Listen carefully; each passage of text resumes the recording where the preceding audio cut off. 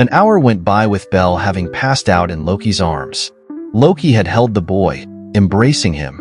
During this time, her thoughts were of him, his childhood, and of what he went through before he got here. How was he raised? How did he even get to Ororio? Where did he come from? What was his childhood? What was his past? What made Belle Belle? Belle was so much like a child, yet he was an adult in age. He had his moments of maturity, no doubt, but he was insanely childish. He cried a lot. He was extremely apologetic. He was absolutely terrified of anything intimate. She had to wonder what exactly made him like this, though she wouldn't get any answers. So she just held him, vowing to help him grow up. Belle woke up shortly after Loki's resolve to assist him. He sat up, removing himself from the soft, relatively flat bosom of his goddess. He blushed a bit as he recalled falling asleep against her chest, looking away. Thank you, goddess. Sorry, he said quietly. Loki sighed in her head. I had no issues with it. You needed it, and I can't say I didn't enjoy it either. Loki replied, leaning back against her hands behind her.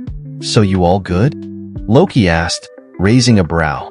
Why, yeah, Belle admitted, before looking at his goddess. Loki smirked. Now then, with that out of the way, I believe it's time you opened your gifts. You are going to the dungeon tomorrow, and I want to make sure you are equipped. So go ahead, Loki said, gesturing to the boxes placed on the bed next to him. Belle nodded, shifted on the bed before grabbing the larger of the boxes, placing it in his lap. He stared at the box, his eyes wide. It was a pure black box, with a red insignia, written in ancient Greek. Belle couldn't read it, tilting his head before lifting the lid off the box, revealing a purple velvet material lining the inside. He reached, pulling out a large rope-like object. That right there has no name yet, though I'm sure you'll give it one eventually. If you want to, I mean, but I took your chain idea and we made it better. It's not chain but braided metal. It's lighter than the chain, but it can stretch a bit so it provides a bit more power to a strike with it. At least, that's how it was explained to me. If you ever get to use magic, it'll act as a conduit for the magic. That means, say you have fire magic, you can fling fire from the chain or ignite the chain. Anything your heart desires, I suppose. It's very durable, won't rust. On one end of the chain is the armband that you had for your chain. Identical, I hope. On the other end is a weighted bell end. It's a wrecking ball or a mace, but in the center of this ball will allow you to put knives or swords or whatever you want in it. You can release it with just a thought, for it'll be coded into your magical capability, which yes, you have some. So you think you want to throw the knife with the cord and well, it releases. Same for attachments. There is also 2 of this cord, one for each arm. Loki explained to the extremely flabbergasted child of hers. Belle looked over at her with wide eyes. Goddess, are you sure? He asked quietly, much like a kid on Christmas who was afraid that his gift would be taken away. Loki nodded. I am very sure, now stop asking. Loki said, getting a little annoyed. You got that? If I give you a gift, don't insult me by saying I should take it back. She scolded, which got Belle to gulp but nodded in acceptance. Now good, open the other one. She requested, which Belle complied with minimal hesitation and fluster. Belle pulled the next box over into his lap, noting that it was identical in markings and coloration, including the velvet on the inside when he opened it. He then pulled out a large knife, almost a short sword. It was a black handle, with grooves for the fingers already in place. The pommel of the blade was a large ruby that glistened in the sunlight. The blade was a shimmering silver with a single sharp edge that curved near the tip into a sharp point. At the top was several large serrations which acted as blade traps to assist in any sort of blade locking maneuvers. This is a lot less complicated than the cord to explain. This knife will grow in strength as you grow. It'll never really need to be maintained, though it is recommended every couple months to give it a sharpening. It'll also allow you to use magic through it. So again with fire, you can put the knife into a monster and shoot fire into the body. Get it? The knife becomes dull and inert if it's wielded by anyone other than you. With these items, you should be well equipped for the dungeon, but don't think you can advance further than your body will allow. Your weapons may not break, but you won't be able to fight something stronger than you until you are strong enough to take it down. The knife simply won't cut it. So, I recommend caution. Listen to Riveria, Finn, and the other executives. Listen to your guild advisor. Listen to your party, and most of all, listen to me," Loki said, trying to drill her concern and wisdom into her newest child. Belle nodded a few times, in rapid succession. "Good. Now, I suggest getting some rest, but you probably should eat," Loki said, getting up from the bed with a sigh. Loki turned back and gave Belle a smile. "I will make you a man. This familia will help you. Promise," Loki commented before vacating Belle's room. Belle frowned a bit, looking a bit lost at those words, but he realized that he wasn't much of a man yet. "I'm going to make her proud of me," Belle thought with determination. "I will become a man and make her proud of who I will become." Belle got up from the bed, placing his weapons under it, before he went to go take a bath. An hour later, Belle came down from his room in the bathhouse. He was dressed in a simple gray t-shirt, brown pants, and his signature boots. He entered the dining hall, as it was the only way into the kitchen, finding it was pretty packed. All of the executives, barring Loki and Bet, were sitting at the table and enjoying a relatively quiet meal. Loki was also at the table. The end chair was empty, with Finn to the right of the chair and Riveria to the left. The sisters were all sitting next to Finn with Tiona closest. Ace and Gareth were next to Riveria in that order. Immediately noticing that the dining area was packed, Belle lightly panicked and attempted to sneak into the kitchen from the dining hall, but his ability to be sneaky was abysmal. Even a child could notice it. Tiona was first to speak.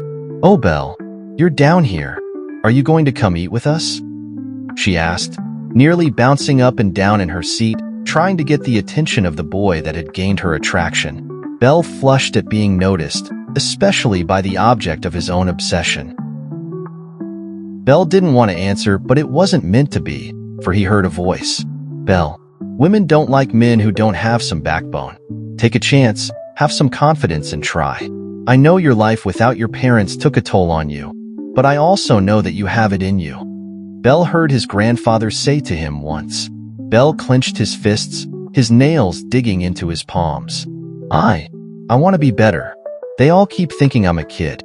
I don't want to be a kid. Maybe that werewolf is wrong. Maybe I am worthy," Belle said to himself, before he nodded and grabbed a plate, helping himself to the dinner that was prepared. As he exited the kitchen and began to make his way over to the group, Tiona grinned brightly and immediately bounced up and down again, gesturing for him to sit next to her. "Come on, Argonaut. Come eat with us," she cried. Tiona glanced over at Belle and gave him a smile. "We don't bite. We want you to join us. Bet isn't here to harass you." Riveria looked up from her food. "He's been punished for what he said and what he ended up causing you to do. He won't be joining us at the table and will be eating in his room, alone, for a week," the green-haired elf replied before humming. Finn nodded. "Yes, so please, eat with us, Belle, and let's get to know you. I believe that is something acceptable, yes?" Finn asked. Belle nodded. "Wonderful. So, it is my understanding that you are foreign to Ororio and come from a faraway village, if Riviera and Loki stories are true. Where did you come from?" "It's a very small village north of the mountains. It was called Drachen. It took me a few months to travel here, so it's pretty far.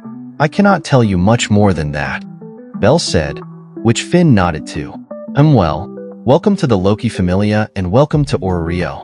I know your time here on arrival wasn't great, but we hope to make it a better experience for you. Do you have any previous experience fighting? You survived the dungeon a few times without a falna, and that is most impressive. My grandfather taught me a few things that he learned, though most of it was just practice. I had to go into the dungeon. I was rejected, left alone, and my options were dwindling to absolutely nothing. So I figured it was my best chance. Plus, well, never mind," Belle said, before blushing slightly. "Can't let them find out that I also did it to be a hero. Stupid option, more like it. If you were any less skilled, you'd be dead," Riveria said harshly, giving Belle a slight glare. Belle immediately gulped and looked down. "She means nothing by it. It's her way of caring, so don't let it get to you. While it was reckless and stupid, it only shows your determination. I can respect that also as a man to do what you must," Finn said. Tiona smirked and gently nudged Belle in the side with her shoulder. Bet you did it to look like a hero, huh? She teased, only to get her answer. Well, Belle sputtered and flushed. Ace tilted her head curiously, which was a very cute response, though she didn't say anything. Belle's actions got Tiona, Tioni, and Finn to snicker, while Riveria just sighed. Nothing wrong with that, so don't take it as we are laughing at you. It's just a childish ideal. Finn said, if that is your goal, then go for it. Finn replied. Finn was very level-headed and kind. He was very much a good figure as a leader, trying to calm things down and make sure his subordinates or family members were taken care of. This got Belle to smile bright, which got Tiona to also smile. She loved Belle's smile, as his smile was very joyous and expressive. My bad for teasing. So tell me, do you read any stories when you were on your travels or with your grandfather? Tiona asked, tilting her head in a rather cute manner. Yes. I like stories too. When we saw you fighting and kicking all those monsters' butts, despite being outnumbered and injured, it reminded me of one of my favorite fairy tales back when I was a little girl. The younger Amazon said without any hesitation, much to the embarrassment of Belle and the humor of Finn and Tioni. Gareth and Riveria kept quiet, though they looked a little embarrassed over Tiona's antics. Belle sputtered, unable to respond very well, only to get even more red when Tiona spoke once more. Oh, you're so adorable when you blush. No, it's not. He stuttered, unable to form a response under the teasing antics from his crush. Finn chuckled and decided to help Belle by getting the conversation away from the teasing. So, what is your plan now that you have formed your first party? Are you going to search for a supporter, or go right down? I plan on going right down. I don't really know where to look for a supporter. Most supporters can be found near Babel in the dungeon, waiting for an adventurer to hire them. Usually they are just hired for the day, but some supporters become cherished and valued members of a familia. We wouldn't be where we are at without them. Going down into the middle and lower depths of the dungeon is nigh impossible without a supporter. Usually 2 for a party of 5 adventurers. Finn explained. Belle nodded. Well, I will keep an eye out for a supporter then if I find someone, but I think I want to focus on the higher up floors for now, to gain some experience and see what my partner and I can do together. I promised Goddess that I'd take it a little slow and not rush. I don't want to be responsible for killing my party. Belle trailed off. Gareth grunted. Respectable. You'll do well in the dungeon if you keep what we all say in mind. Spoke the dwarf. Belle nodded rapidly, though Finn interjected before Belle could reply. Gareth is not a man of many words, but what he says is true. If you keep all of our teachings to heart, you'll do very well. We're expecting much from you, Belle Cranel. Don't disappoint us by dying so soon. I'd never hear the end of it from our goddess or Tiona over there. Finn said, teasing the Amazon. Tiona grinned. That's right. Don't you go dying, you got that Argonaut? She said, giving Belle his current nickname to her. Belle nodded. Right. I won't let you down. Well, enough of the interrogation. Let's eat.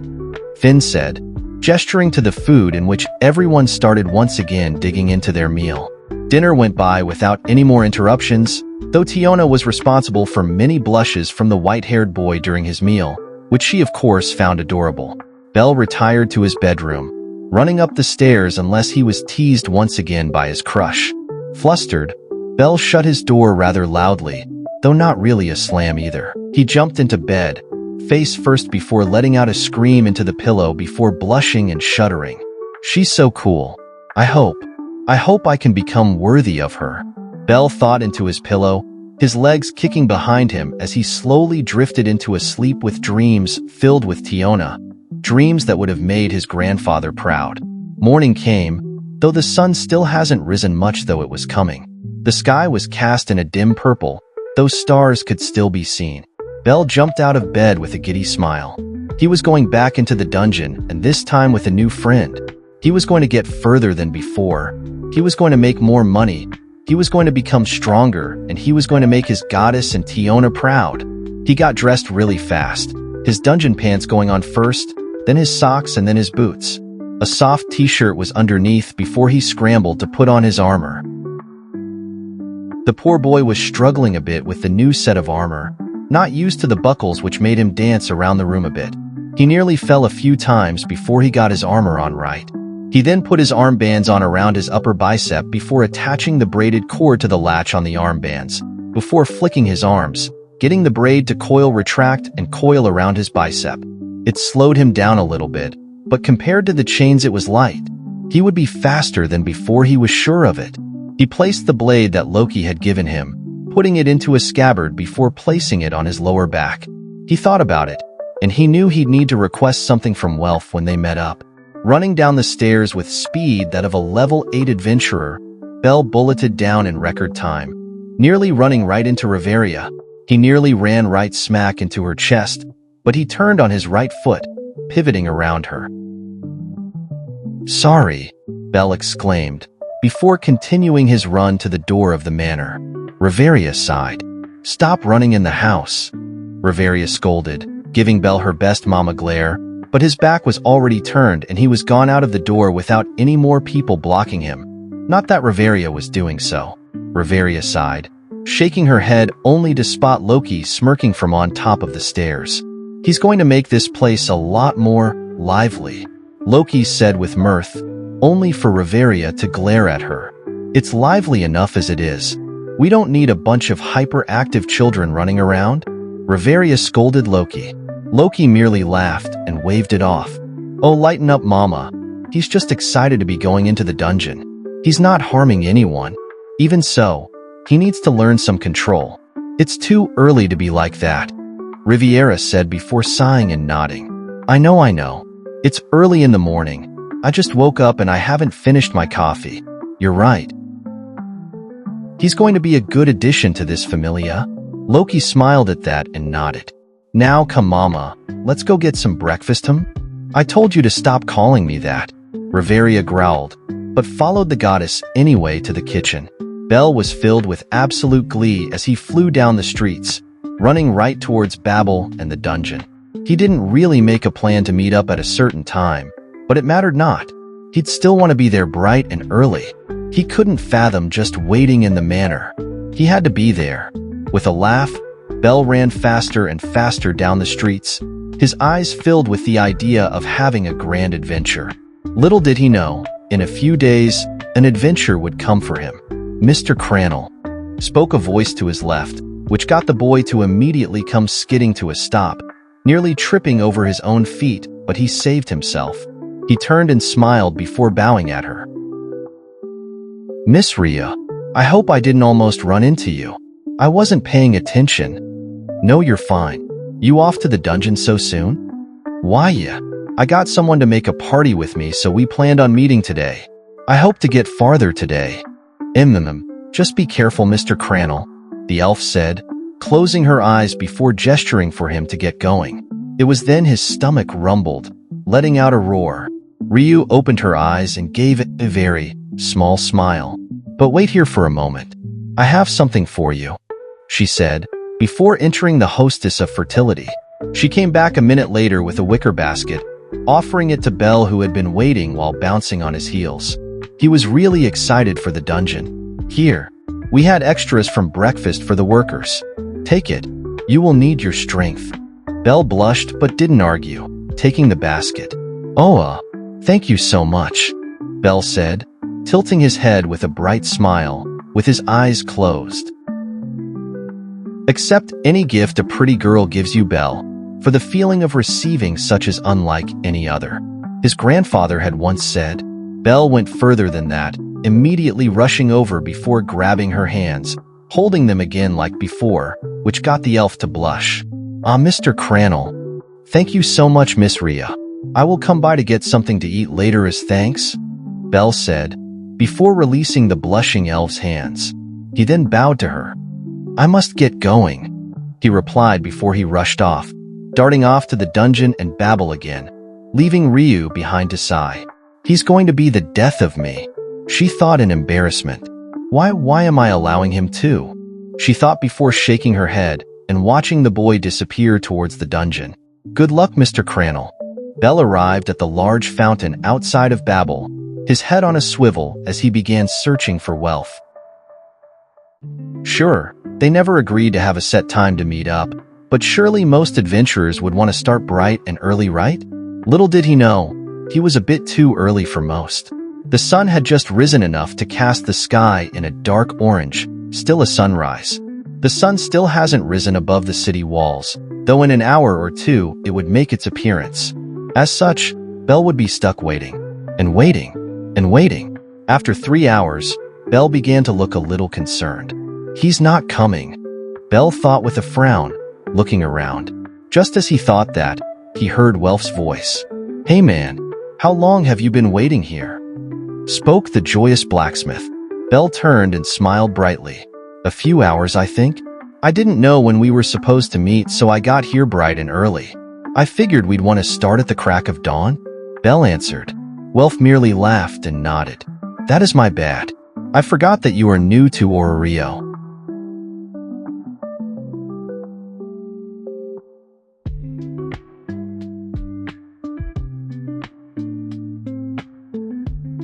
Most adventurers aren't even awake yet, or are barely waking up. Next time, we'll set a good time to meet up, alright? Now then, you ready? Yes, I've been ready since yesterday. I can't wait to have my adventure. Welf laughed and nodded. "Well, I will be happy to help you find an adventure," Welf replied, shaking his head. As they made their way down the dungeon, Welf asked a question. A question that would give Belle his adventure, even if he didn't know it. "Say, you going to Monster Philia, right?" "Monster Philia?"